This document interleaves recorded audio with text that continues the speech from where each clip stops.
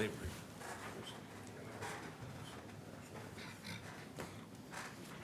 All right, 58, Fire Department. Mr. Denizio. Thank you, Mr. Chairman. We have Chief Connery here to talk about any equipment he would like to make. Good evening. Good evening, Chief. I'm here to recommend Ms. Jacqueline Tabaji for a firefighter paramedic position.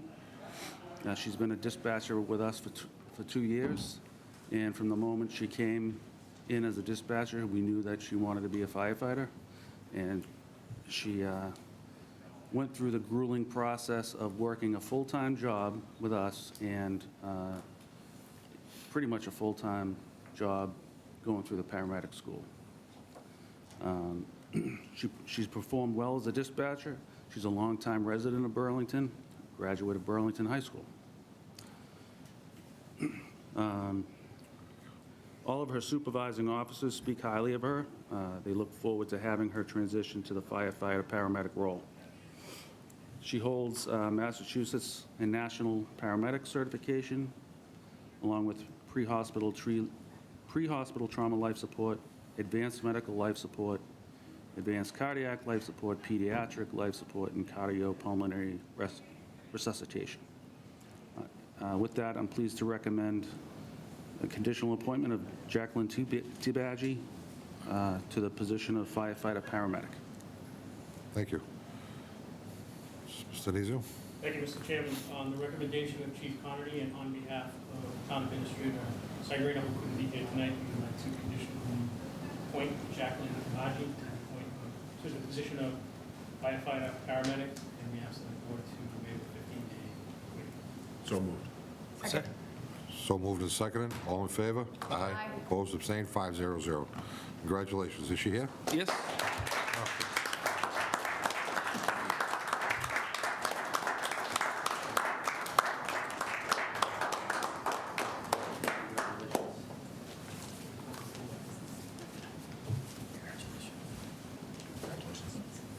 Congratulations.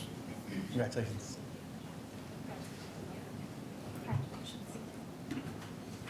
She want to do a picture with you? Want to do a picture up here quick? Who you have? Yeah.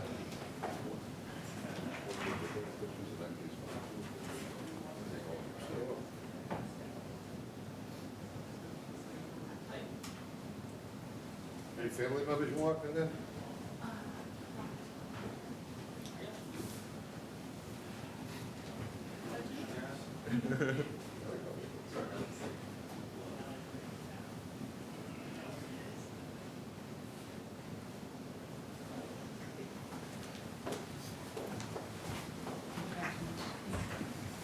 Ready. Let's see. Next on the agenda is people helping people. Is anybody here for that? Yeah. Oh, hey, how you doing? Mr. Chairman, we have a few folks here, and the reason that they're here is because when we were redoing the policy for the Grandview rental, we had held Monday through Thursday nights only for town boards to have meetings, and then to only rent the place on Friday, Saturday, and Sunday to everybody. And we have different categories of pillars who rent and what they pay. People had requested, had this event on Thursdays before, but because we have the policy now, we needed to just come get approval from the board since we're going against the policy. So we've got the folks here, and I think Jim was the one that forwarded and asked them to get on the agenda. So. Jim, you want to? Okay, we'll be brief. Go ahead. So my name is Janet Fitzgerald, and I'm on the Board of People Helping People, and this is Elizabeth Trowbridge, and she's our president this year. And Elizabeth is going to present our request, but before that, I just wanted to say thank you to all of you. Through the years, you've been so supportive of us. You come to wine tasting even when you're not up for re-election. You come to our open houses. You did Burlington Feud, which we're going to hit you on again in a couple of months, but you've always been so supportive of us, and we greatly appreciate it. So Elizabeth is going to do our presentation. Thank you for giving Janet and me a few minutes to speak with you today about People Helping People's newest fundraiser. As you know, People Helping People is dedicated to supporting individuals and families in Burlington who are facing financial hardship. We do this through food assistance, emergency aid, and holiday support. In the last 6 months, we've had an average of 621 individuals using the food pantry each month. Wow. That's a 31% increase in 2024. The need is very real, and it's growing. Fundraisers are a major support for our work, and this summer we're excited to launch a new event, Summerfest Pours for a Purpose. It will be a beer tasting event which is inspired by the Beer Garden, which we know was very, very successful. We're planning to sell 175 tickets and partner with craft breweries to offer 2-ounce tastings, so very small amounts. There'll be food options available, and we envision a casual, lively environment that will bring the community together. We'd love to host this at Grandview on Thursday, July 24th. The combination of indoor and outdoor space will be perfect for what we're looking for. It'll be a 21-plus event, and we'll be checking IDs at the door. We are also fully committed to following all the necessary permits and safety guidelines that will be in place. So we're requesting this one-time exception to use the property on a Thursday night. Thank you for your time, your consideration, and your continued support of People Helping People. Thank you. I believe Jim. Yes, thank you, Mr. Chairman. So I was contacted by People Helping People because we traditionally hold Monday through Thursday, as John said, open for town business meetings, boards and commissions.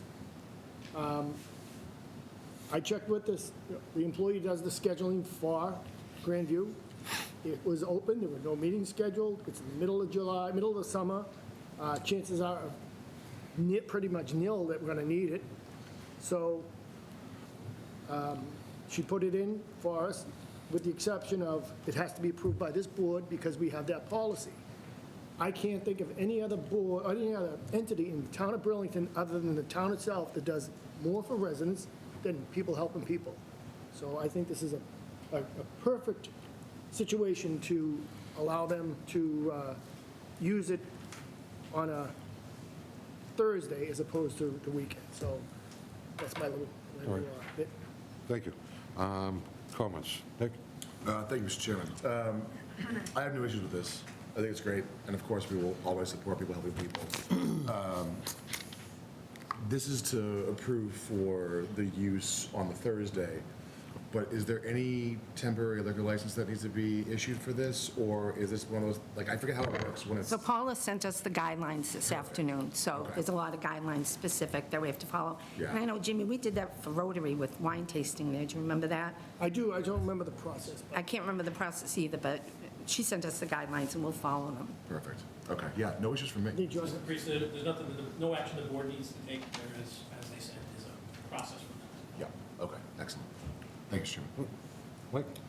Thank you, Mr. Chairman. Yeah, no issue with this all. It sounds like a really great event. Sounds really fun. And I just want to say that we are so thankful for all the work People Helping People does for this town. I mean, the food pantry, just amazing work that you're doing for so many people that are having tough times. And I think that food pantry and all the work that People Helping People does is actually a point of pride for all of us, that in our town, we help everybody, and we help people who are struggling. And with the price of everything going up, I mean, Eggs. we see, everything that 31% increase is that's kind of scary.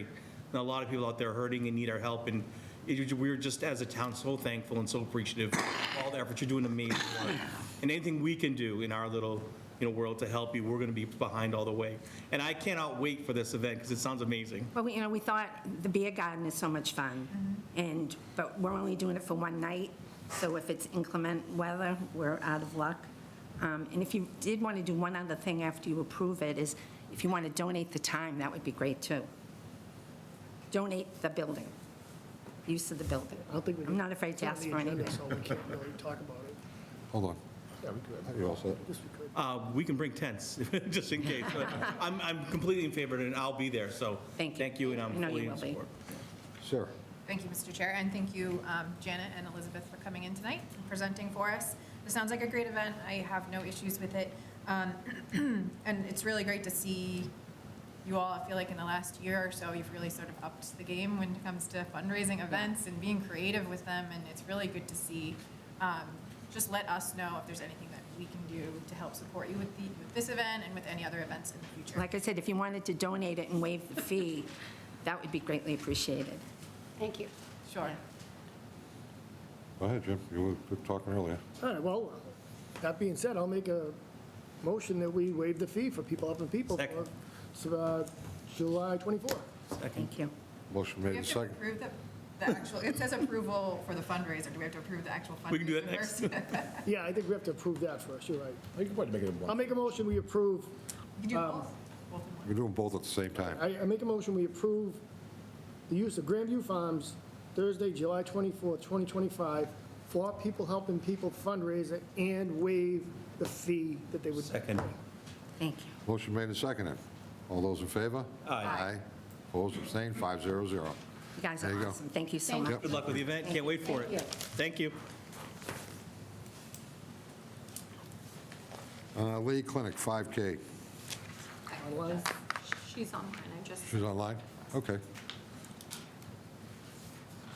Anything with this, Mr. DiMaggio, or it's pretty self-explanatory? I believe some folks are online to talk about it. I don't know her, but these other two might be as well. They want, I don't know. Mr. Chairman, if you just ask whoever's on line to talk about the Leahy. To raise a hand, because I only Raise their hand sent in her line, a is it? request. I don't know them. I mean, they can hear us, right? Can everybody hear us? They need to, Okay. You need to be You're on. waving your hand, you're talking, I see your mouth moving, but there's nothing, Hasn't been on. I don't know if you have yourself on mute or not.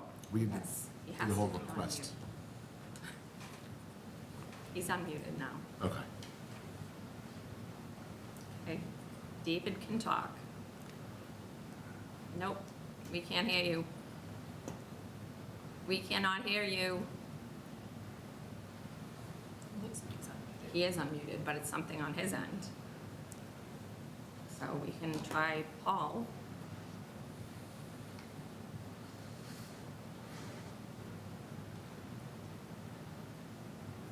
How about this? Can you hear me now? Yeah, there you go. Yes. Wait. Sorry about that.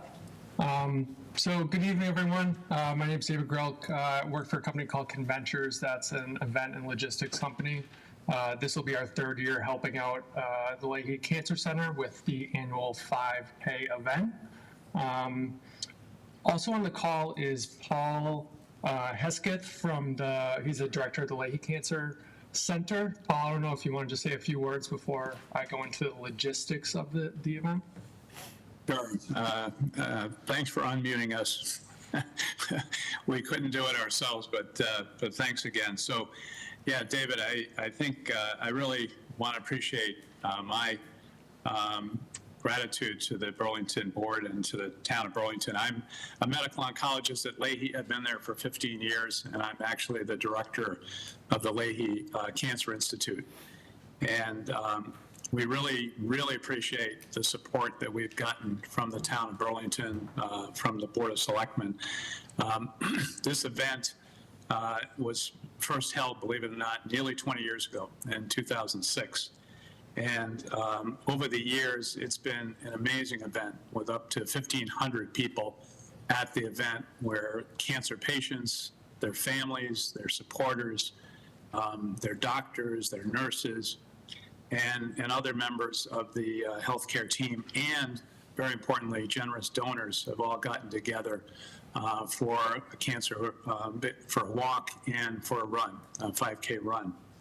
And it's been an amazing event. I think people have really looked forward to it every year. People come back repeatedly. And with the exception of the COVID years, when we were not able to hold the event in person, we've held it every year. And again, it's been an event that really supports our patients emotionally, seeing everybody together, but very, very importantly, it also supports financially some really critical programs. And we've raised over $3 million through this event over the years. So it's allowed us to develop some programs that we would not have had funding for otherwise. So we're tremendously grateful, to the town for your support. And I think I recognize Jim there because, Jim, I believe you spoke last year at the event. And again, we really welcome the board's participation. But again, I just want to express my gratitude and happy to answer any questions that you folks may have. Thank you very much. Let's start with Sarah. Thank you, Mr. Chair, and thank you both for coming virtually tonight and providing us with some background on this. So it sounds like this event has been, it's pretty well established. It's been going on for a number of years. Are there any changes to the route from previous years as for this year? David, do you want to address that? Absolutely. So last year we just did a walk that was internal within the hospital parking lots. And a lot of people clamored for the 5K full route to come back for this year. So that's the intention. In 2023, we went down by the district and had a kind of route that went down that way. We're going to work with Burlington Police to see kind of what we can create for the least impactful on traffic and the safest route possible for this year. I think down by the district is a little busier than you ideally want, so we'll work with them to kind of create the safest route we can. Okay, great. That was my only concern. We did get, I don't know if this is a draft route, potential route, but yeah, that was just my main concern, is that you work with our police department to make sure everyone remains safe, because it does cover quite a bit of ground, and it's on one portion of it is on quite a busy street, so want to make sure everybody's safe. But yeah, I fully support this event and, our partnership with Leahy and all that you do for the town. So no other questions. Thank you. Mike? Thank you, Mr. Chairman. No, it's a great event. We're in full support of it, like every year. My only question is no rain date? You're going to just go out there and hope for the good weather? That's really what we've done. I don't know, David, if we've ever had a rain date.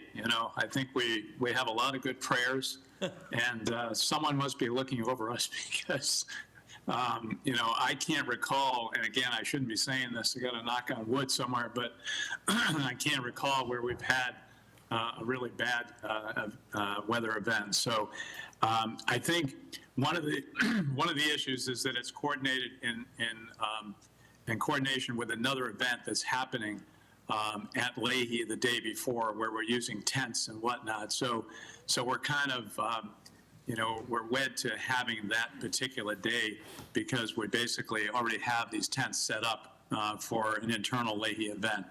But again, I think we'll just pray very hard that will not be an issue. And I think the spirit of this group is such that even if we get a bit of rain, I think we'll still have a good time. Sounds great. I'll add to those prayers, and good luck with the event. Thank you, Mr. Chairman. Thank you. Nick? Thank you, Mr. Chairman. Thank you all for being here tonight, and as my colleague said, thank you and Leahy for being such a wonderful partner with the community. We love approving these things and working with Leahy because of how great a partner, you guys have been to us and for us as a community. Most of my questions have been answered. I just wanted to ask, do you have a rough number of people expected to attend the event? I think basically the last time we had the full walk and run, I think it was about 1,500 that came. I think last year, David, we had less, was it around 500 to 600? Because we just had the walk, I believe. Correct on both fronts. Okay, great.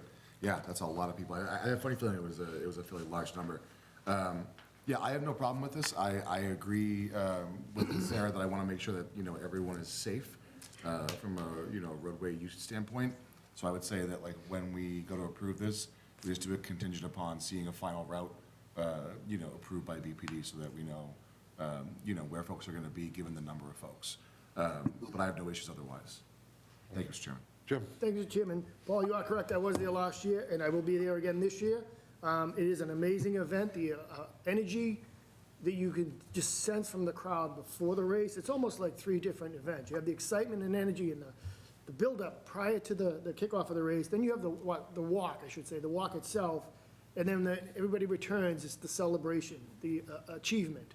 So it is an unbelievable event.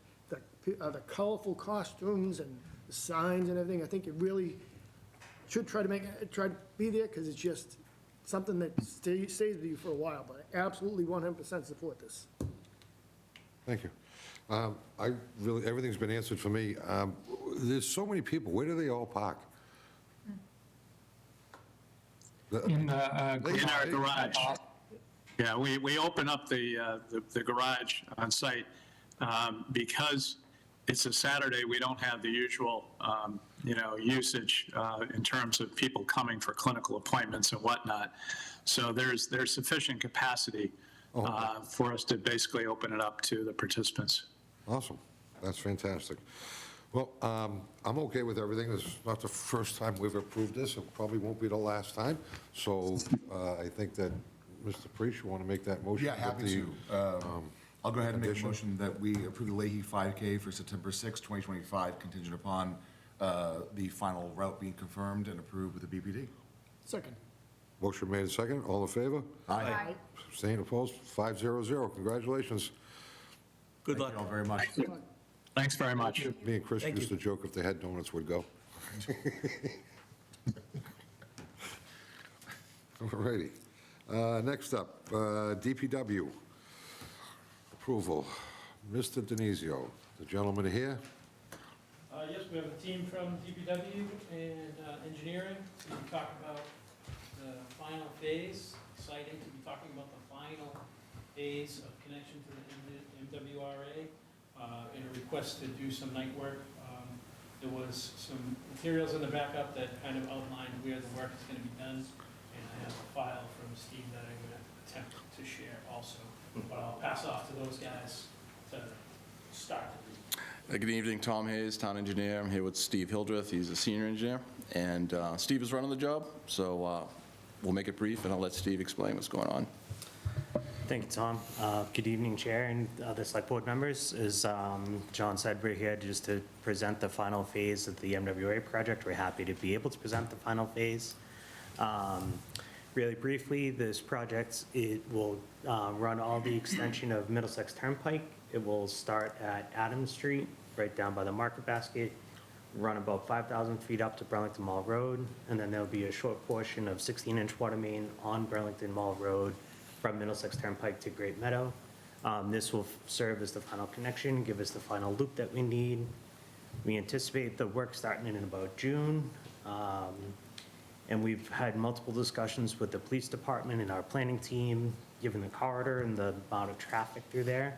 We're requesting that we're able to do the work overnight between the hours of 9 p.m. to 5 a.m., Sunday through Thursday. So that means work would start Sunday at 9 p.m., terminate Monday at 5 a.m., and then the last day of the week, work would start Thursday at 9 p.m., terminate Friday at 5 a.m. We feel this is the most advantageous to not inflict as much traffic imposure on the corridor. We also have a portion of the Mass DOT right-of-way that we have to traverse through right by the off-ramps.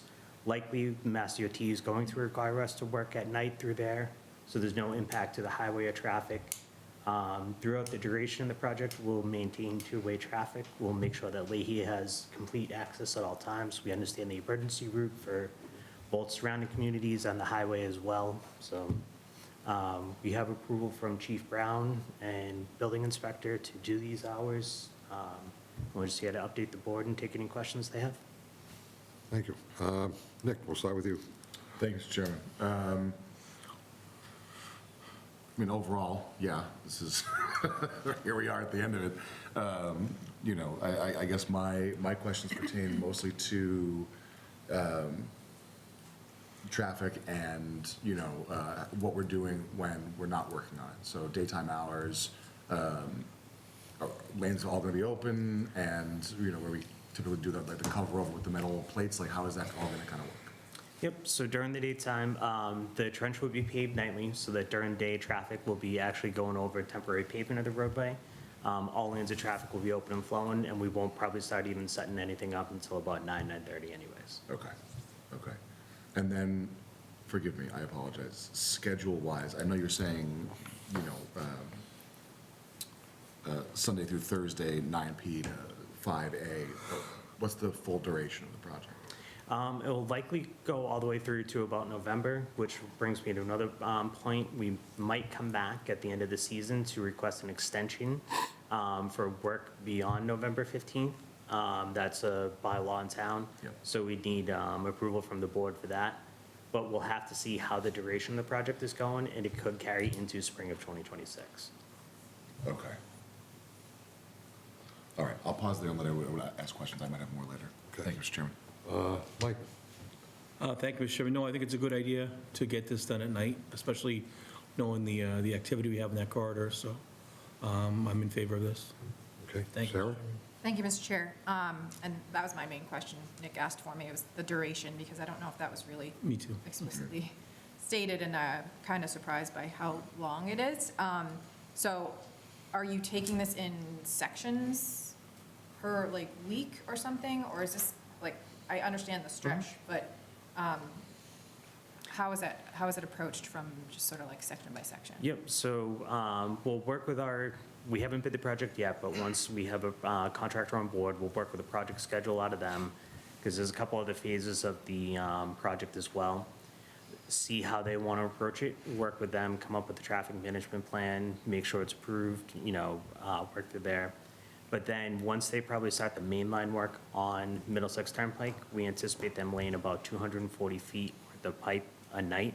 So that will be open excavation, bury the pipe, and then continue to pave along by the end of the night, so that come morning time, it's open and passable. So that's why it's such a long extent. We have other utilities and other items to dodge and get out of the way. So. Okay. And is there any plan or strategy for notifying nearby businesses, or I don't know if there's any residents around there, but it's mostly commercial, but is there any sort of notification that's going out to nearby businesses about it? Yep, we'll be sending out our kind of standard construction notification. I plan on reaching out to individual businesses along the way. Some of the bigger business owners like Nordblum, Gutierrez, different companies that might have bigger investments and interests along the corridor, and try to reach out to others as best as possible. But we do notifications by mailing and everything else. And you reminded me, you brought up the residential portion. The Adams Street gravel pit that the town owns, we do plan on using that as a potential staging area.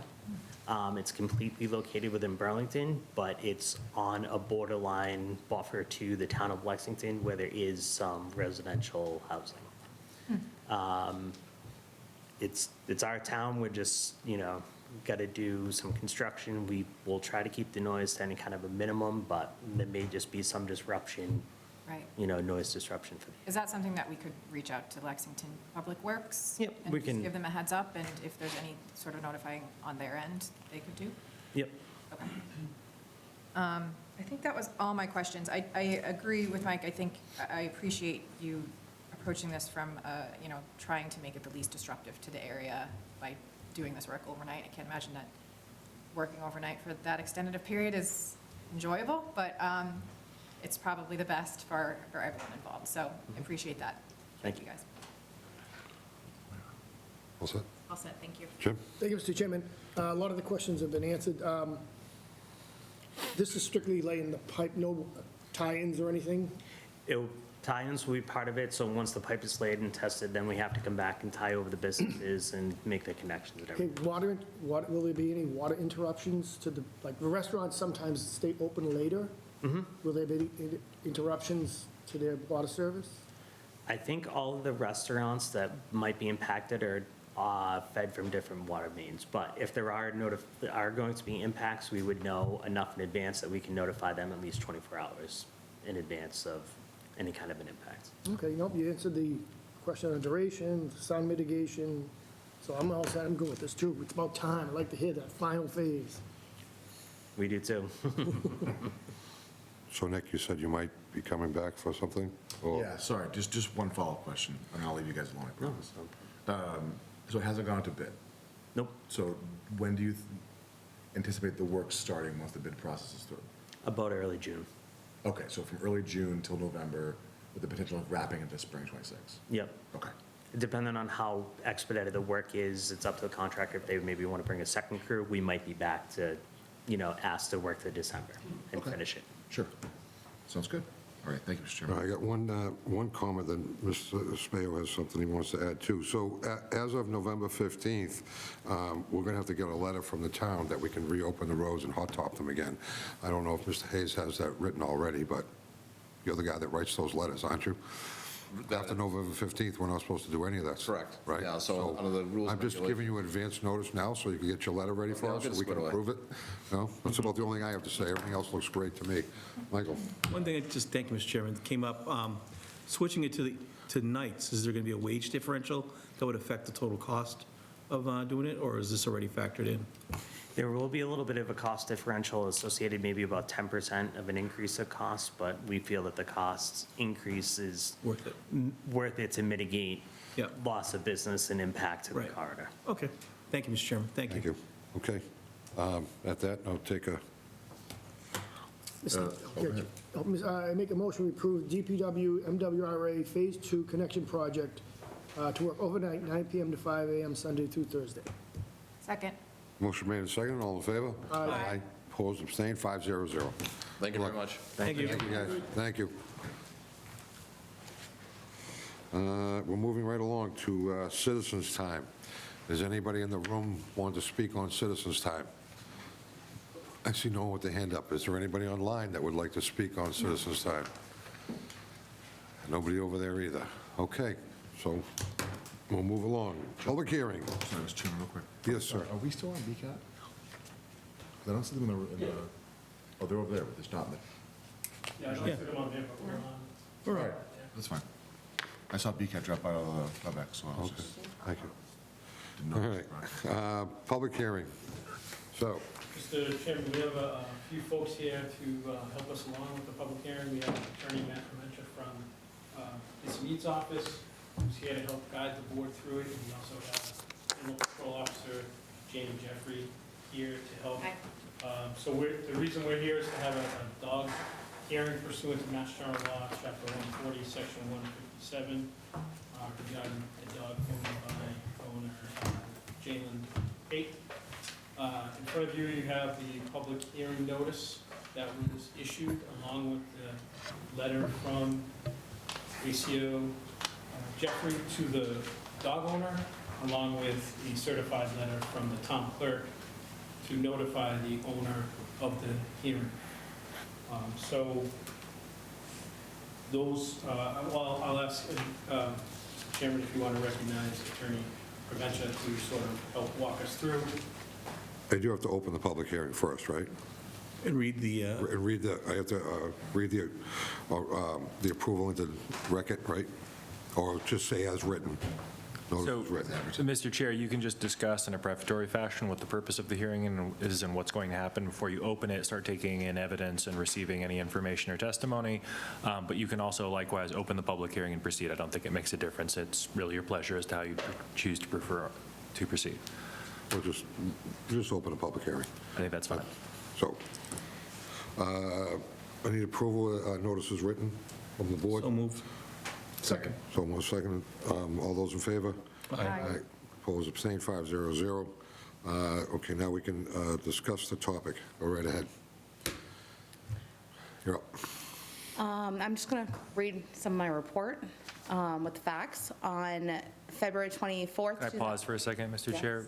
You have to examine her under oath, so if you're going to take any testimony or get any information from her, you need to first place any witness who's going to testify before you under oath. There should be information for you in a script which contains the oath that you can administer to Can anybody. you just move that microphone in because I'm having a hard time hearing? Sure. Thank you. Would you like me to ask Ms. Jeffrey to take the oath? Yep. So, Jamie, you repeat after me. I state your name, I, Jamie Jeffrey, swear that the testimony I'm about to provide is the whole truth. swear that the whole testimony that I provide is the whole truth. Okay. Okay? The first thing you can do, Mr. Chair, is that there's also been some documents that have been submitted to you, which you can receive into evidence for the purposes of the hearing. It'll be easiest if you take those documents into evidence so that the witness can discuss them as part of her testimony. Okay. Mr. Chairman, those are Yes. the documents that are in front of you, the letter from the ACO to the dog owner, the letter from the town clerk, and the public hearing notice. Yep. Okay. All right, here. Need a motion on that, correct? Yes. I'd like to who would like to make a motion on receiving these? You need a motion? Yeah, Just I make need a motion that on we this. Approve to receive. Dog hearing script? Yep. Okay, motion's been made. Second. Motion made and seconded. All those approve? Aye. Abstain? 500. Thank you. On February 24th, 2025, at approximately 8:14 p.m., I, Animal Control Officer Jamie Jeffrey, received an email from Officer Thomas Zarro with the Burlington Police Department, who responded to a dog bite person incident that took place on February 24th, 2025, at approximately 5:04 p.m. On February 25th, 2025, I reached out to Demaria Pate, who is the guardian of the victim.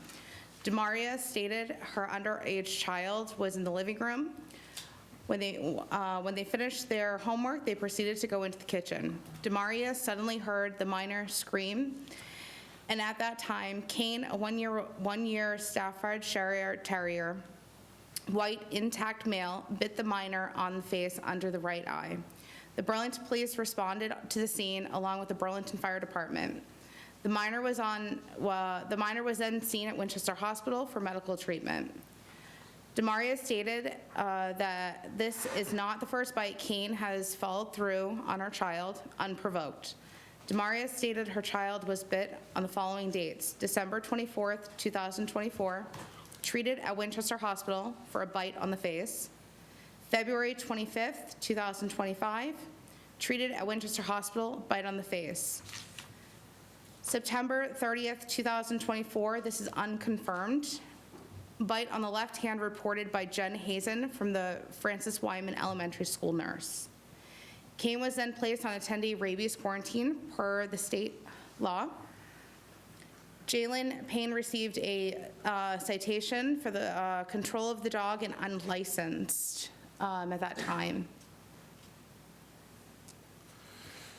Okay. So I'm here presenting, given the circumstances of 3 unprovoked bites, that we move forward in how severe the bites were on a minor, to deem the dog as a nuisance or vicious dog, requiring the dog to be licensed under the town for vicious, which will put stipulations in place for the dog to be muzzled, trained, leashed at all times, and to have him required neutered. Giving him the opportunity, Jalen, to mitigate this problem.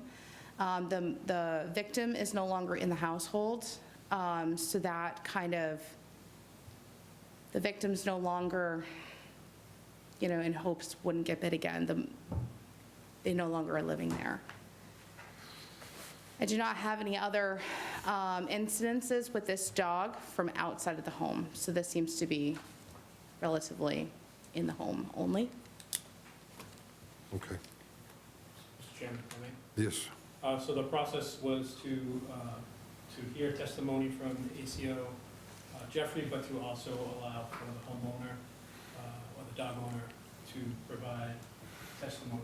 It doesn't seem that the dog owner is here or online, so the board could ask questions, discuss further. At some point, we'll close the public hearing, and the options are to either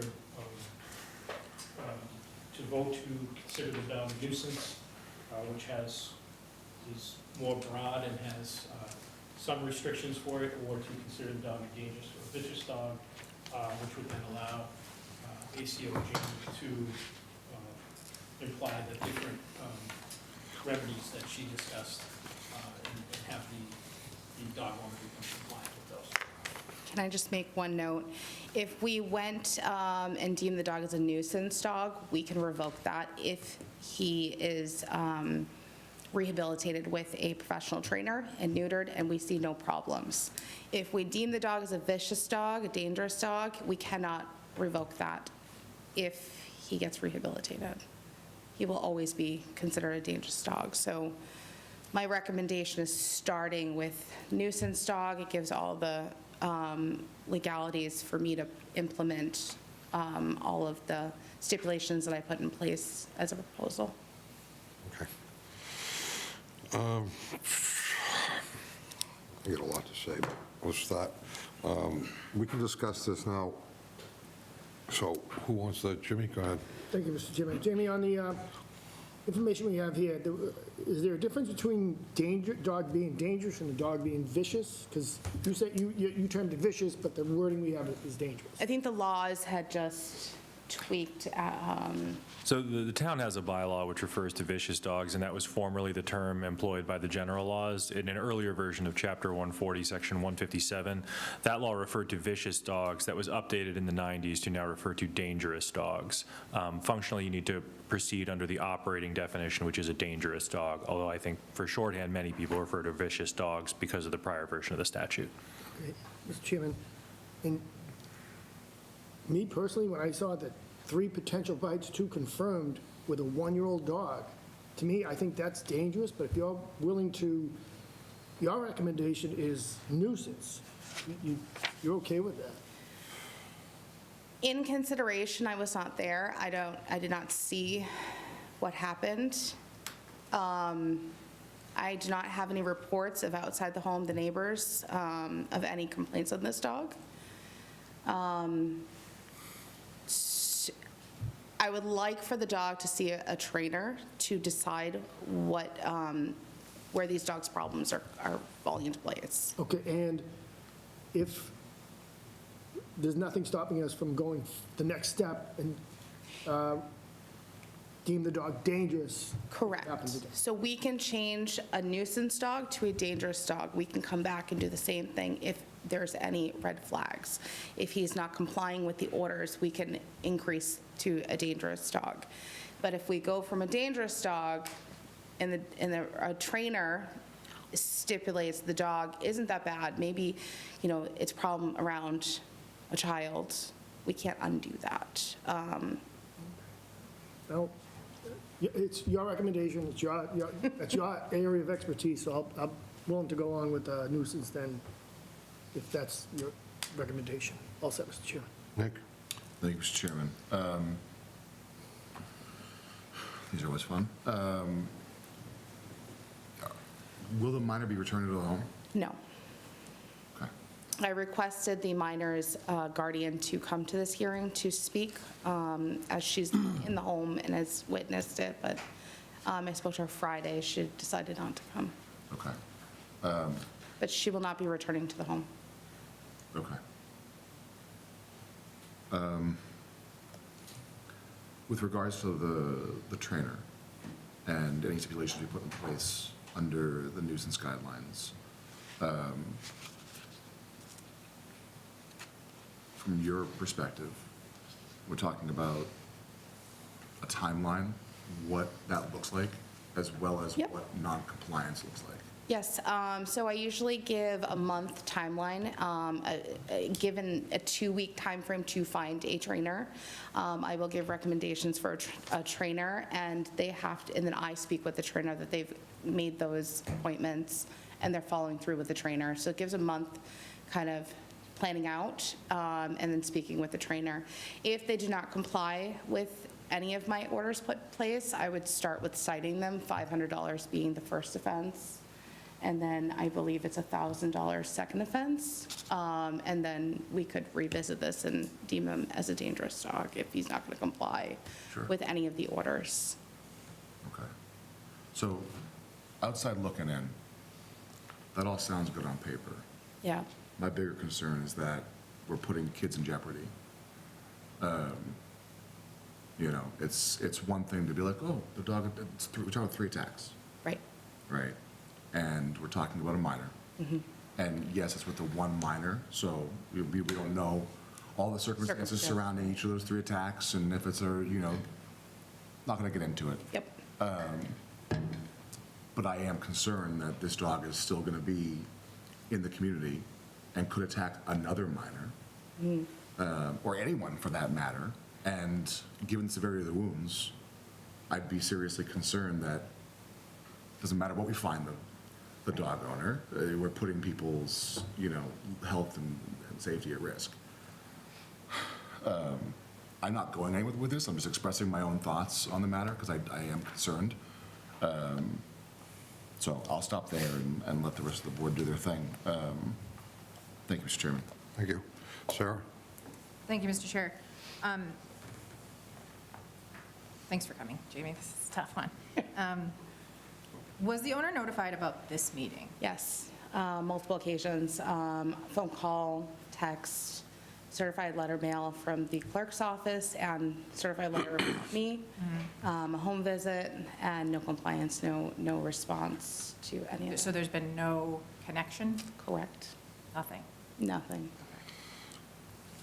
Well, that concerns me, because I think shows a lack of judgment, a lack of respect, and doesn't garner confidence that he's going to comply. They will follow through. Right.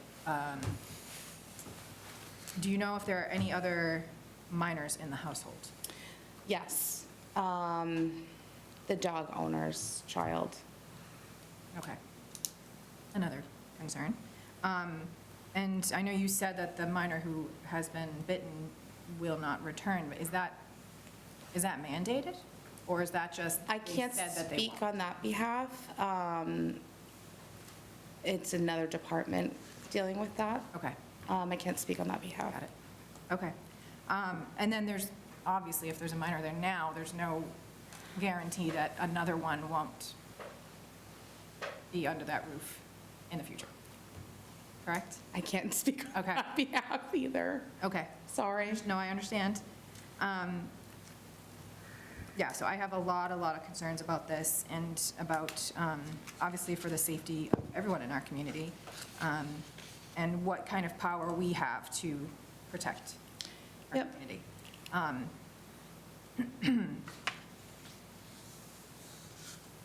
I mean, I trust your judgment if you think that going with nuisance is the way to go. I will defer to your expertise, and you have a lot of expertise in this area. I err on the side of taking more serious action in this case. So that's all I'll say. Let me see if I have any questions. Okay, so yeah, so it sounded like you're, in terms of the next steps, and you said you're going to follow up with the trainer, make sure that they're actually following through with that. Correct. What other kind of actions do you take? Home visits, that kind of thing? Yep, I can do any type of home visit to check in on the dog and compliance, and make sure that he has all the stipulations that I put in place. The muzzle, he has a muzzle, he has a locked enclosure. Home visits is it's definitely a constant follow-up. Okay. I can even, patrol and see that he's walking the dog on a 3-foot leash and has a muzzle on. Okay, and if we went with the sort of lighter path of nuisance, is a muzzle still required? Yes, all the stipulations in a dangerous dog would still be put in place with the nuisance, so it wouldn't be anything less. 100% of the time? I can't tell somebody what they can do inside their home. Okay. That would be another department that I can't speak on. Okay. So hoping to collaborate. Okay. I have no other questions. Thank you for handling this and bringing it to our attention. I am a dog lover, but I'm also a kid lover. Yeah. So I tend to want to take the more drastic step, but it seems like you're on top of it. So like if we can just keep a very, very, very close eye on it, and if we need to revisit and take harder action, then I'm okay with that too. Okay. Thank you. Thank you, Mr. Chair. Thank you. Mike? Thank you, Mr. Chairman. Thank you, Jamie, and Attorney, for coming. These are a tough one, especially as a dog owner and a kid lover.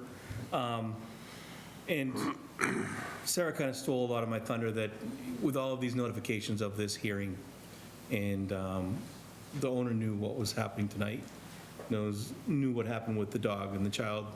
It doesn't give me, or it doesn't seem like it gives anyone on the board high confidence that they're going to comply with what will be required of them on the nuisance and the training. But, I mean, I will also defer to your expertise. You've done this a lot longer.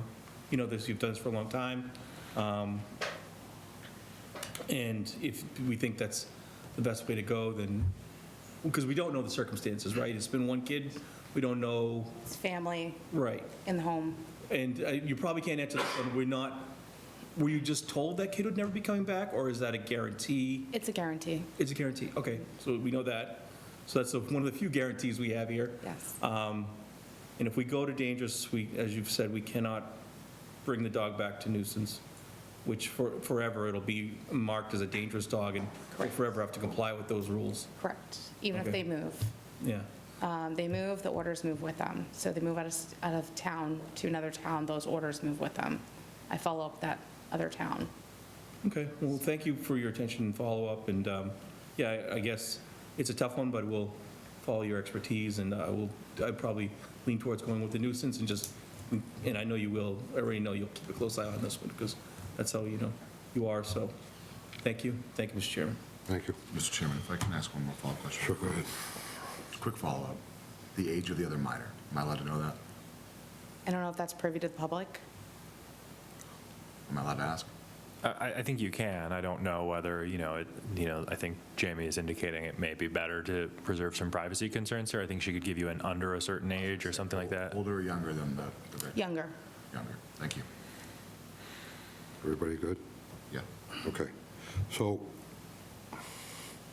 I know exactly where I want to go with this, but I don't think the board does, so we're going to see what happens. Number one, I can't believe the gentleman's not here tonight with all the notifications you gave him. That's total arrogance on his part. Number two, to have him come in here and explain to us what happened with those children and why did that dog bite him. That one-year-old dog should not be at that biting stage in any direction whatsoever. It should already be trained at that point. That's an arrogance to the dog owner himself. The part that he hasn't trained that dog for children or for the dog pulling the tails. I'm not going to get into what I do with my dogs, but you can go pull my 95-pound German Shepherd's tail and he won't bite you. Guaranteed he won't do it. Mr. Chair, could I just jump in with one thing briefly? Yeah, go ahead, tell me, because I'll go on a roll here and tell me I should shut up. I understand, especially where there's a young child involved in this case. I do think it's important to keep in mind that because it's such a young child, because it was in the home, because there's a custodial parent involved, this may also be the subject of a DCF investigation and may form the basis for a proceeding about abuse or neglect. That would lead to a person's Fifth Amendment rights attaching. And so I would counsel the board to not. Thank you, because I was going to go off, and I'm not happy with this situation. Yeah, So my vote will be to give him the most penalty we can possibly give him for whatever town he goes to, wherever he ends up. I don't care where it is. I want the most we can possibly do with this issue. I agree with you. You're the expert, but for what has happened, what transpired for those poor children, they're going to be scarred for the rest of their lives on dogs, whether they come into a barbershop where I keep mine every day or they go to someone's house. Those children are going to be like this every time they see a dog. Right. So for me personally, I would like to charge him for everything we can possibly charge him with. I can implement in my orders that if he does not comply, we can seize the dog and what the outcome will be if he. Why wait? So, if I may, Mr. Chairman. I'm not trying to argue with you. You're the expert here. And I'm so glad you came to the town, and I'm sorry that you had to come in front of us for this issue. A lot of times these are pushed off, and we can get things done prior to this, coming to this meeting. Yes. But this particular situation happened to bring you in front of us. The way I feel about dogs, and the way I feel about dog owners, it's the owners. It's your job to keep the dog's weight down, to keep the dog healthy, to keep the dog happy, to keep him playful, to make sure he plays with kids, to make sure he does everything right. It's your job as the owner. I don't care if the dog's a year old or 2 years old or 6 months old. It's your job. He's not fulfilling his job. So our job is to take care of the children in this town, and anybody else that happens to run into this little, what's it called? Cherry? I can't even say the name. Staffordshire. Staffordshire. So go ahead, Nick. Thank you, Mr. Chair. I feel the same way Joe is expressing himself right now, as a father and a dog owner. This makes me uncomfortable on several levels, and I understand that, we're being careful because there's a lot of things going on right now.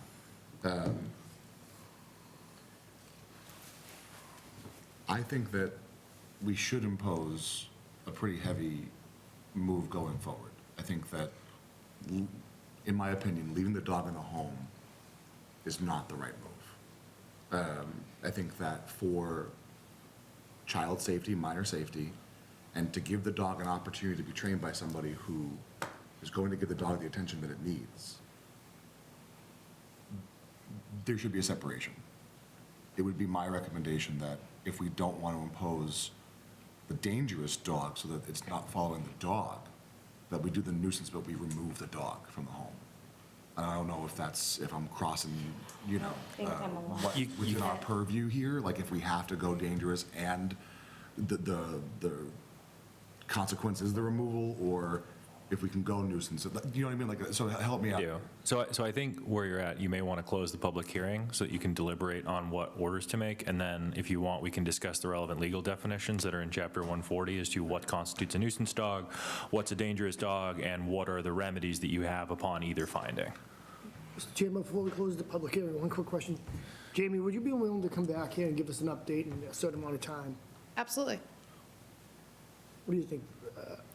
How long do you think it would take to get everything implemented and have this homeowner do what he should be doing?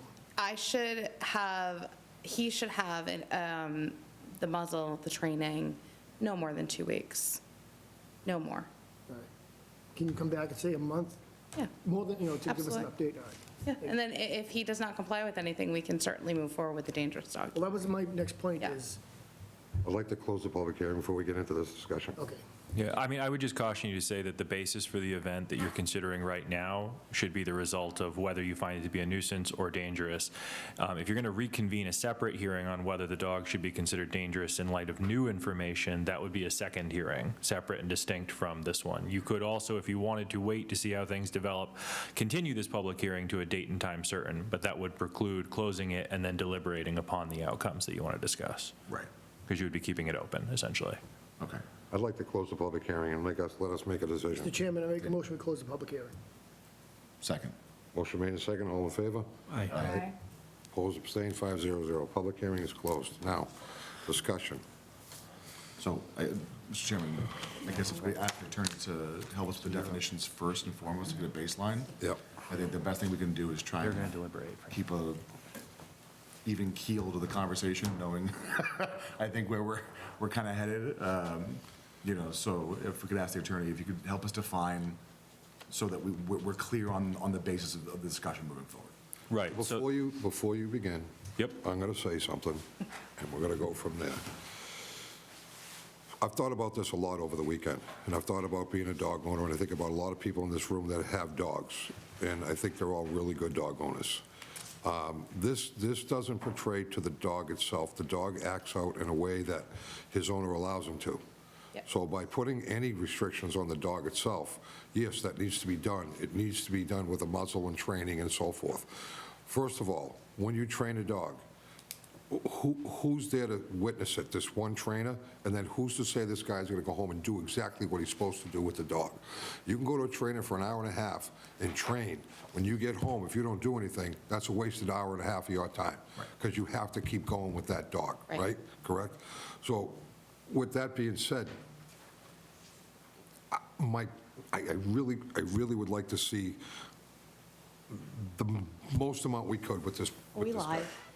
Yeah, Are we we're live. still That's why I didn't swear. Yeah. All right, so if you wouldn't mind, take us through the definitions real quick, so we can get our bearings, understand what we can do moving forward, and then I think we can have a better deliberative session. So having heard the evidence, there are two definitions really that are at issue. The first is a nuisance dog. A nuisance dog is defined in Chapter 140, Section 136A, and it means a dog that, one, by excessive barking or other disturbance is a source of annoyance to a sick person residing in the vicinity. Two, by excessive barking causing damage or other interference, a reasonable person would find such behavior disruptive to one's quiet and peaceful enjoyment. Or three, a dog that has threatened or attacked livestock, a domestic animal, or a person, but such threat or attack was not a grossly disproportionate reaction under all the circumstances. That's a nuisance dog. A dangerous dog is defined under the same section as a dog that either, 1, without justification, attacks a person or domestic animal causing physical injury or death, or 2, behaves in a manner that a reasonable person would believe poses an unjustified, imminent threat of physical injury or death to a person or to a domestic or owned animal.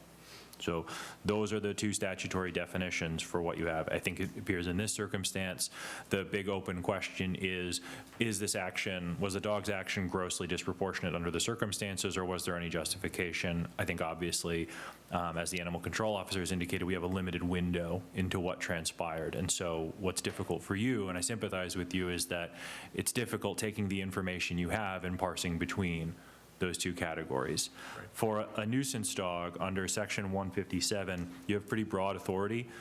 If you find the dog a nuisance dog, you, and this is quoting, may further order that the owner or keeper of the dog take remedial action to ameliorate the cause of the nuisance behavior. That's it. So you have pretty broad discretion to order actions that you think are consistent with resolving the question of why and how the dog can be a nuisance. Right. Under a dangerous dog finding, there are a series of items. You have to order one or more of these items if you find the dog to be a dangerous dog. Okay. You can order that the dog be humanely restrained, provided that no order shall provide that a dog deemed dangerous be chained, tethered, or otherwise tied to an inanimate object. That's like a tree or a post or a fence of some kind. You can also order that the dog be confined to the premises of the keeper of the dog, provided, however, that confined means securely confined indoors or confined outdoors in a securely enclosed and locked pen or dog run area upon the premises. That structure would have to have a roof, and if it has no floor, the sides need to be embedded into the ground not less than 2 feet deep. And that furthermore, the shelter needs to provide adequate coverage and shelter from the elements. You can also order that when removed from the premises of the owner, the dog has to be securely and humanely muzzled and restrained with a chain or other tethering device having a minimum tensile strength of 300 pounds and not exceeding 3 feet in length.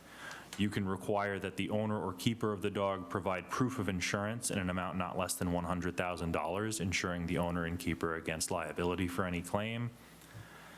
That the owner or keeper provide to the licensing authority or animal control officer information by which the dog can be identified throughout its lifetime, including, this would be like a photograph, a video, or a microchip record. You can also require that the dog be neutered or otherwise altered so that it's not reproductively intact. And last, you can order that the dog be humanely euthanized. Great, wonderful options. Mr. Chairman, may I ask a question? Yep. Jimmy, is there any way, instead of pushing this out a month, we can do that they have to go within 2 weeks and follow up on that? Because I just, again, there's zero confidence in this dog owner will follow through on anything we ask of them. So instead of letting it go out a month, can we shorten that time to 2 weeks? Yes, I can require him to get a trainer within a week. The month was, you have 2 weeks to get the trainer. I follow up with the trainer, give it a little time, let the trainer get to know the dog, the situation. That's kind of where the month comes in. So I have some feedback from the trainer. I will be implementing a series of training, not just one session. I want a series of training with the owner in the sessions, even if it's a trainer that comes to the house, what's going on at the house, work with him to mitigate whatever is happening in the home. Thank you, Mr. Chairman. Also? But 2 weeks, yes, we could do 2 weeks. I'm just going to clarify my statements from before. Like, the more I think about it, the more I'm leaning towards what Joe was saying, what the chair was saying, because there's a kid in that house right now. And this dog bit a child in September, in December, and in February. We wait a month, and that happens under our watch. Well, If we have the power to prevent it, Right. we should take it. I don't trust this owner. I don't trust the dog, unfortunately, because of the owner. And I hate the fact that there's a kid in that house. So I'm going to ask a question. So let me, this is more probably for you than it is. So, okay, we go ahead and we do all these things. This guy decides to take the dog out up the common and walk him on a leash and he bites somebody. we liable for that? Because we already knew about this issue? No. We're not. If the dog bites somebody else on his property, he invited them over for a cookout, and the dog bit somebody on his property, are we liable for that because we know about this issue? No, this is an exercise of discretion. You have your own responsibilities to act on the facts as you see fit, but that ultimately, the principal amount of liability is going to lie with the dog owner who is responsible for their conduct. You're determining whether you need to make orders as you see appropriate, acting in essentially a quasi-judicial or governmental capacity about what you're going to order that owner to do. There's not really any theory of liability that it would encompass you honestly and in good faith discharging your responsibilities under the statute to make the best decision that you see fit under the circumstances. Okay, great, thank you.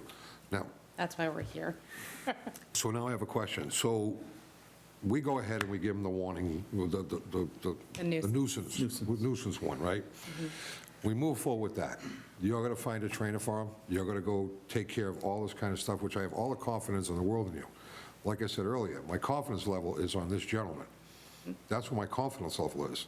You cannot train that dog in 1 month not to bite another person. You can't. The dog's already got that little bit of a inside of him that he wants to do it. So, I mean, you know more dog trainers than I do, and I know quite a few of them. So I want to go with your suggestion so bad, but I'm so mad at this owner for letting this dog get to this point, because dogs just, They don't just- there are some dogs that are just upstairs, but they usually don't make it out of the 10-week area.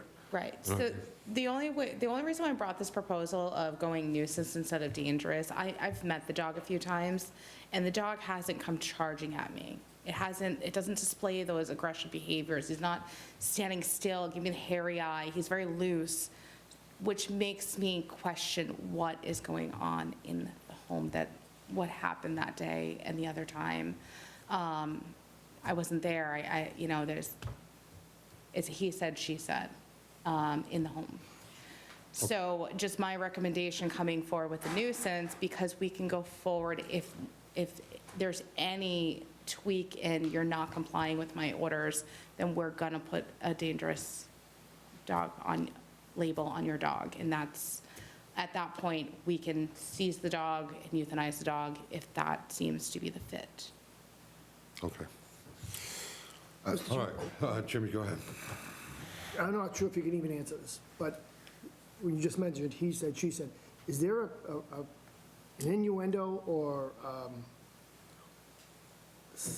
a reference to provocation coming from the owner? No. In other words, I'm sorry. Were provoked. The owner says one thing, and then the victim's guardian says another thing. The dog owner says that the victim hits it with a stick and pokes it and prides it. The victim's mom says that nobody's watching the dog, it's just running around, and that the dog owner jokingly says to stick the dog on the kid. So it is so much so a he said, she said. I don't know what's true. I've seen a lot of aggressive dogs firsthand, and when I've seen this dog at least 3 times in person, I have not had that visibly looking at him that he's going to charge at me in any way. He's very loose, and I want to say hi, but that doesn't mean that he's not going to bite. Okay, well, Mr. Chairman, if I yeah, go ahead. ask a follow-up. So you said that under nuisance, the term remedial is pretty broad. Is removal of the dog an option? So you can't order that the dog be removed from the town. You can't do that. The statute doesn't expressly authorize you to order the dog be removed from the home, though. So I think it's frankly, legally speaking, you're neither specifically empowered to do it, nor are you specifically disempowered to do it. I mean, the law could have said you're not allowed to order a dog removed from the home. It says you're not allowed to order the dog be taken to a different town. So I think it can be read to say that there's the possibility of doing that.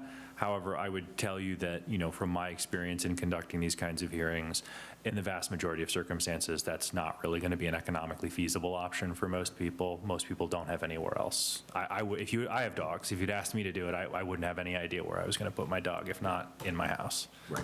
No, I understand. Look, from where I sit, with the information that we have in front of us, I see a dog that, whether provoked or not, could probably benefit from training, right? I think there are enough people in this room that know that 1 month is not sufficient to train a dog to curb the behavior that we're seeing. Having a minor in the home concerns me. Whether or not the dog has attacked that minor up to this point, we've seen 3 attacks over the course of less than 6 months. There's nothing saying that it won't happen again, and I don't feel comfortable leaving the dog in the home. So if we do plan on leaving the dog in the home, I hate to say it, it's got to be as secure as humanly possible to be away from the minor at all times when not being allowed to use the bathroom or in training. And that's like an awful thing to say because it's not fair to the dog at all. But I do not want to be here in 2 weeks, a month, 2 months Right. with a 4th attack on our hands. Right. So, I mean, we got to think this through, but it's got to be a fairly extreme scenario. I hate to say it, Can we you know? require that the dog is not around children in the home? You could theoretically do so. I think the difficulty for both you and the board would be on the enforcement of such a condition in that you would have almost no practical visibility. We're already struggling with a factual difficulty that's posed by the lack of visibility into the home at this point. I don't think that situation's likely to improve. I think you could theoretically do it. I would caution you, though, that you would likely find difficulty in enforcing that condition. Yeah. I mean, that's what concerns me about even just with the minor that was attacked not being in the home. Right. We don't know if the minor's ever going to be back in the home. And so now let's just assume that in the case where the minor does happen to be back in the home, that there's another provocation, and now both kids get attacked, or the other kid gets.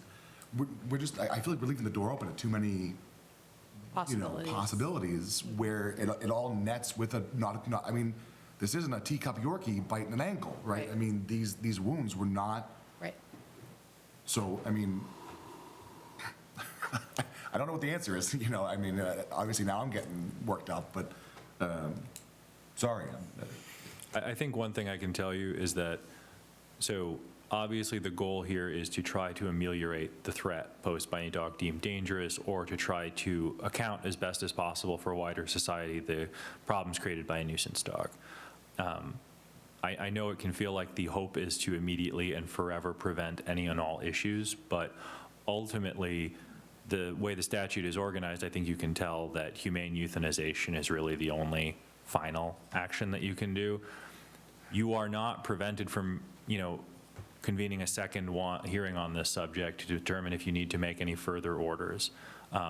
Ultimately, though, the other thing here is that, in general, people are allowed to keep dogs. Sometimes those dogs are dangerous, but those people have to be accountable for the manner in which they do it. This is by and large a civil proceeding. There are penalties for failure to comply with a valid order that you issue, but ultimately anybody also has to be concerned with further prosecution for abuse, neglect, or failure to maintain a safe environment for a child. So I understand this is a lot of responsibility. I think you're appropriately considering these things with the weight they deserve, but also that this is just one part of an entire whole.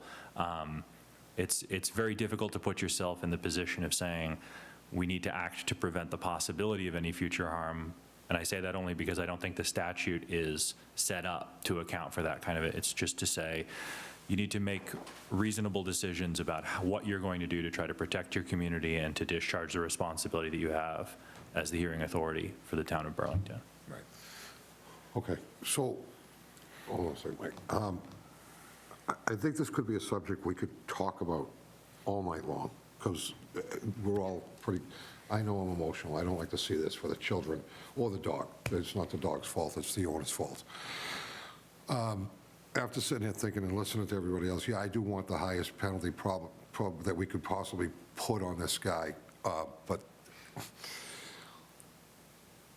I have to trust your judgment. This is your call. this is what you do for a living. This is not what I do for a living. My emotions got involved in this more than they should have. But I'm human and it happens, and this is the way it works. So I would go along with your decision of a nuisance dog that has to be muzzled, that has to be leashed, that can't go outside without a leash, that has to be whatever else is in there, I forget them all. I'm gonna And then I have to see all the, I would like an email to all of us every time that that dog goes to training, every time that that dog goes with his owner. He has to go with the owner, he can't Yes. go with his cousin, or his uncle, or his aunt, or Lynn, if she's not doing anything that afternoon. You know, those things, but she has to go with the owner. These are the things that have to be done with the dog. It's who's the master, who's the dog, end of story. So those are the things I'd like to see, if the board agrees with that, before we get into this for another hour and a half. I do have one, I think, Yeah, go ahead. important question. Is the dog owner the homeowner? No, he's the head of household. My understanding, they're renting, the family, the mom. Is there a way of, no, is the owner aware? The owner is in motion to, the homeowner's in motion to be made aware. Because that's another, I think that might be another option, is to have the owner of the home not allow needs to dogs be in the house, notified. or pets in the house. But then aren't we just pushing the problem? Like, I mean, say, no dogs in the home. We can't push a dangerous or nuisance dog to another town. However, the homeowner can say, you can't have dogs here. That order follows with the dog. Hence protecting the child. We can't just not make a decision and push the dog out. You can't have the dog in the Can I also suggest, just for like a process standpoint, this will probably be easier if you make a preliminary determination, do you want to find the dog a nuisance or a dangerous dog? And then that will narrow the scope of the discussion you have on remedies. Because one, that finding will largely dictate which route you want to take on this. Okay. I personally don't think it's fair to. There you go, I think that's a good one. So It's up to you guys. on that line, I don't think it's fair to the dog to label the dog a vicious or dangerous dog. Not without the dog having the opportunity to go through training and, you know. Get him neutered. Right, yeah, given what you're saying about the dog, right? Is everyone okay with him making that motion? With that?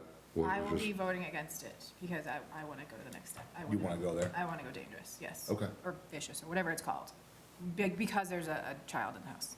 Yeah. Okay. But you can make that motion. Well, no, I was just making a statement out loud. I wasn't making a motion. I guess, I think we should determine, the attorney's correct, we should, to kind of move the discussion along, determine which path we want to go, we can move from there. Yeah, you could make a motion to find that the dog, Kane, is a nuisance dog. And then depending on whether that vote passes or fails, you would need to move on to the next step and determine whether it's a dangerous dog. You make a separate motion for that. can you run through the remedial steps listed under the dangerous fishes? Sure. So if you deem the dog a dangerous dog, you've got to do one of the following things. And I'm going to try to summarize and rather than quote the statute at length. So the dog has to be humanely restrained, but not tethered to a post or other fixture. That it's confined to the premises of the keeper of the dog, that to include the construction of a suitable enclosure. 3, that when removed from the premises, it's got to be muzzled and restrained with a no longer than 3-foot leash or chain. 4, that the owner provide proof of insurance.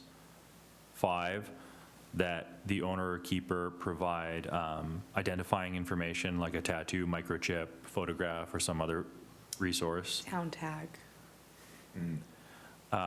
6, that unless a veterinarian says it's not possible, that the dog be altered to be not reproductively intact, that is to say neutered, or humanely euthanized. You have to do at least one of those options. You can do up to any combination of them that makes sense to you. Now, if we deem the dog a nuisance dog, we could still apply those things to it because of how broad the statute is. You can apply those things. You can also try to come up with other conditions that may address whatever concern you have about the dog being a nuisance in terms of its behavior. Okay. So I guess, you know, and Sarah, I'm not trying to single you out, but I guess talk me out of going nuisance and going dangerous, because again, don't forget, we can't revoke dangerous once it's put on there. That's stuck with the dog for its life, no matter where it goes. And I guess what I'm trying to rationalize is that if this one-year-old dog does get training and does improve over time, right, that now it's living its life on a 3-foot leash and muzzle all the time, and in a cage, I mean, it's not gonna have the best life. And I know I'm weighing the safety of children against the comfort of a dog, and, you know, it's hard because it's not apples to apples here. You know, but I don't know that, like, going full dangerous in this exact moment is right when we can apply the same stuff to a nuisance dog. Okay. You know what I mean? Right, I guess the broad, broad actions taken for a nuisance is what has me stuck. So before we vote on that, do we want to specify, if we went nuisance, what we would? I would also just say, just for the record here, the principal consequence of labeling a dog a dangerous dog is that the owner has a potential liability for treble damages in tort to anybody that's injured by the dog.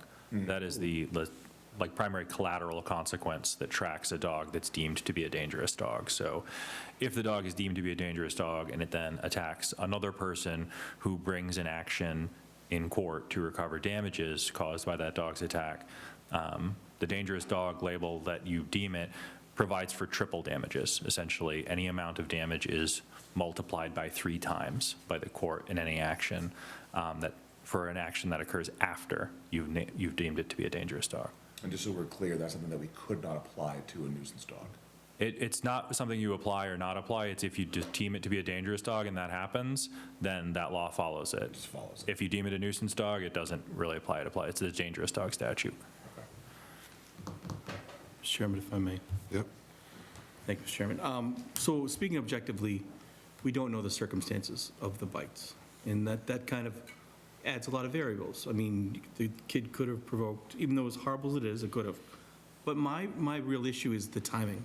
I'd like to cut that down to 2 weeks, no matter what we decide, because I really have no confidence that whatever we decide here, and no matter what we go back and forth, I have no confidence that the owner's gonna do any of it. So I would say go with the nuisance, and we need some kind of movement within 2 weeks. And if nothing moves, then we move to dangerous. But I don't have any confidence with all that notification and what's at stake, not even showing up, that he's going to do anything we decide or rule tonight. Can I ask a question? So in those 2 weeks, what needs to happen?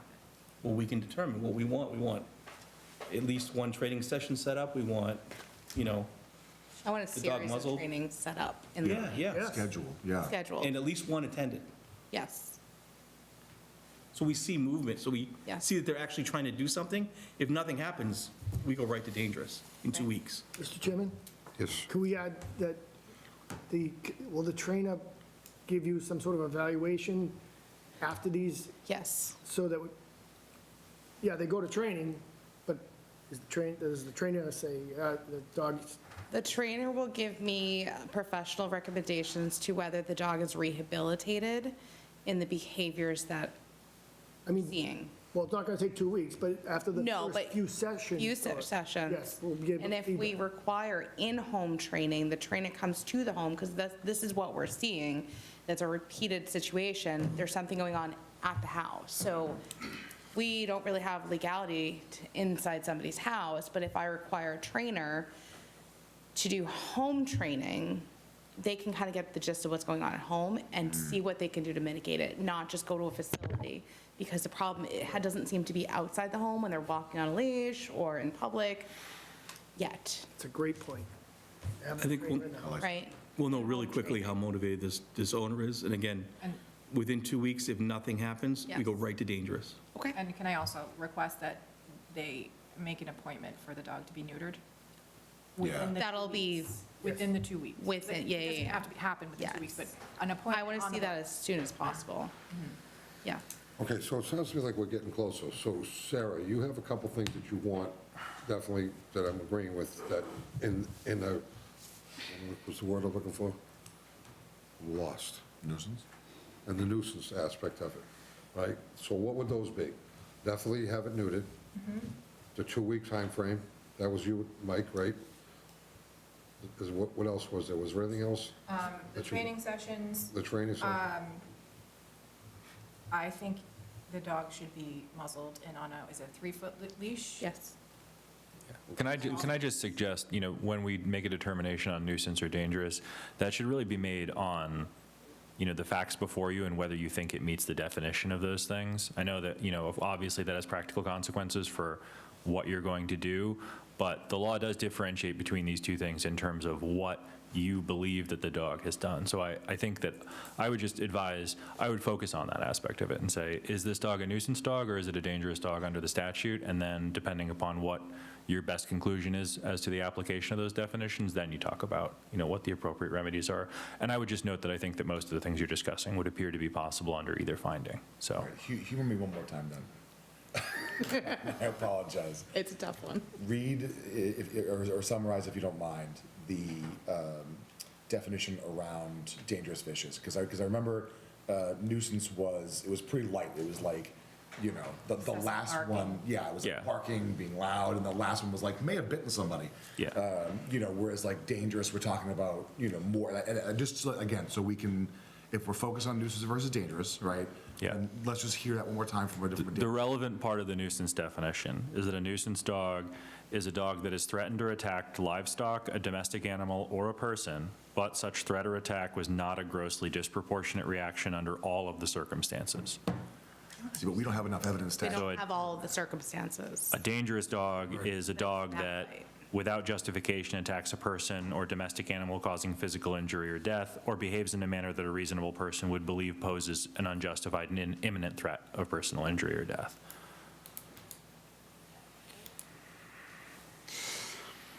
Okay, so I can't make a motion, but, so it sounds to me like the nuisance dog with neutered, leashed, and muzzled are definitely going to be on top of that. Training for 2 weeks, within 2 weeks, right? Scheduled, And then- session scheduled within 2 weeks. Session scheduled. With at least one taken part of? One And taken then place. we'll know from that first session if the owner's engaged, if the owner went, if the owner is motivated behind it. The trainer will be able to tell right away. Absolutely. What's going to happen here. Absolutely.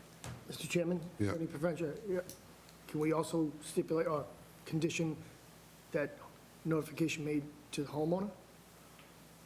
So the statute covers both the owner and the keeper of the dog. It expressly contemplates a scenario where the owner of the property where the dog is kept is not the same person as the person who keeps the dog. So you could certainly send a copy of the order Yeah. to the owner. All right. To include a copy of the order to the homeowner of record. Okay. And I would add that person also has their own concerns about having a dog that is kept at their address. And as the owner of the property, they have some measure of accountability for the manner in which that dog acts. All right, so All right, hold on one second. Sarah, does that sound okay? Me and you were both on the same page, but this is Yeah, yeah. something, that. So my question is, just logistically, Jamie would come back in 2 weeks with an update? Correct. Do we Right. have I'd to like that. open a public hearing or something at that point, or just thinking about notification? Practically, if Jamie concludes that she has reason to believe that the dog actually poses a danger based on new information she receives from a trainer or any other source, she could file a new complaint in writing requesting that you hold a second hearing on this dog to determine whether it's a dangerous dog, because she's received information that causes her to believe that. That could be the case if there's another attack, the dog escapes, hurts someone, does something bad. It could also be the case Jamie now has information from a certified dog trainer that she didn't have before that leads her to form a specific conclusion that the dog is dangerous in a way that she could not be certain of as of today. right. Could it, may I speak? Yeah. Could it be information that you haven't heard from the owner? Is that new information, like basically no correspondence? Is that enough information for us to open a public hearing and Yeah. decide? Yeah, I so would you, think so. so there's two things you would do there. The first is that if there's absolutely no communication, then you would perforce have no compliance with the order. And so Jamie would refer that there are criminal penalties for failure to violate the order, failure to follow the order. A violation is punishable by a fine of not more than $500. It escalates to potential incarceration up to not more than 60 days. And then those penalties increase the more times that they occur. Separately, you also then have a civil avenue in which Jamie makes a new complaint in writing to the board and asks you to hold a dangerous dog hearing. Okay. Because of the information that she's gleaned by observing the failure to follow the board's initial order. And how much time do we need to post a public hearing? You wouldn't be able to get that on until the 28th. You couldn't never make the 14th. Yeah. time-wise. So it's not 2 Could- weeks. Could we put her on for an update? You could put it on for an update, but We you couldn't can't do change anything? the findings. Can't do because you anything. won't have Yeah. posted public hearing. If you've closed this hearing, when you vote to make your orders today, those orders become final. You've then set a time frame for compliance with those orders. Violation of those orders can be enforced separately through a criminal avenue, and then you can convene a a follow-on, like a successive public hearing on a renewed application. But we can get an update in 2 weeks, and then if we had to hold a public hearing in a month, we could. And then obviously, Jamie, if something happens in that time frame, you're the authority to remove the dog from the Correct. house. Right, so at least we have that in terms of Yes. support. The dog would be held at my facility until it is deemed to be euthanized, if that's the Okay. route that it goes. If this owner And that could take time. doesn't comply with the parameters that we outlined within 2 weeks, you have the authority to go and remove the dog? Yes. We would need to file a petition. How long does that take? So we would file a petition in the district court, we would mark it as an emergency matter, and we would say that it needs to be advanced to a hearing as rapidly as possible because it involves a threat to public safety. I can't guarantee you what the courts would do with that, but typically they act very rapidly on petitions of that nature. Sure. Because we're aiming for in-home training, I'd love to have the other minor in the home involved in the training as well. Yeah. All right, so I guess just, Depends upon the age. We don't know the age of that minor. Correct. You're not going to train, you're not going to, we can't know that age, and that's something that. I don't think I could- 4-year-old girl's not going to, Add a stipulation for a minor. boy, girl, excuse me, I'm sorry. I don't think that I could add a stipulation for a minor, okay. given the I'm age. worried about that, yeah. Given the age. So if somebody wants to make a motion on that, what we just talked about, I can't, so anyone has all that information? so should we do it in 2 steps? Should we do the nuisance versus dangerous vote first, or can we do it in one move? I think it's best to separate it. Okay, so then I will make a motion that we, I don't know the specific language, but that we deem the dog a nuisance. Second. We okay with that motion? Yeah, that's a fine Motion motion. made and seconded. All those in favor? Aye. Opposed, abstained, 500. Now, Hit me with the list of things. neutered, Yep, leash, yep, muzzle, 2-week time frame, copy to the owner. 2-week timeframe, copy to the owner, training schedule, That's, and Enclosure? Do we, enclosure, enclosure? in the home enclosure. Okay, I'm gonna try to make this motion. In terms of remediation, I'd like to make a motion that we apply the following to the nuisance dog. oh, you got to notify the homeowner too, don't forget that in there. Yeah, Okay, yep. okay. That we request that the dog be neutered, that, and I guess as much of this as possible applied in the 2-week timeframe, right? As long as we know that the dog's going to be neutered.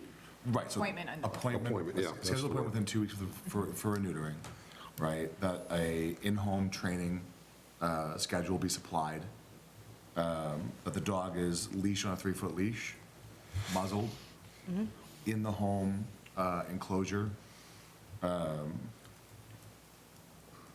What else? Notify the homeowner? Notify the homeowner. Am I missing anything? Get everything?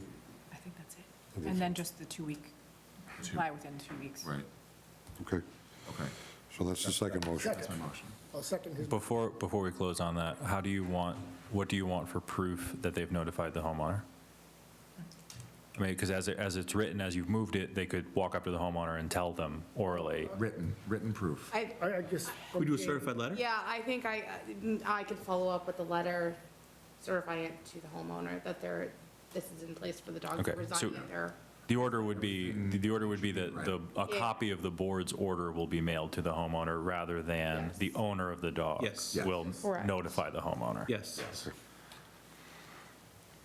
Second. Motion made and seconded, all in favor? Aye. Opposed, abstained, 500. Thank you, Jamie. Thank you, Jamie. Please keep us updated, Jamie. Absolutely. All right. I like to be a Would it be nuisance. feasible for, Thank you. Thank you for your work on this one. to take a 5-minute break? Want to take a recess? I'm going to take a 5-minute recess, so that was very intense. Yeah. And a 5-minute recess, we'll be right back. All right. Thank you.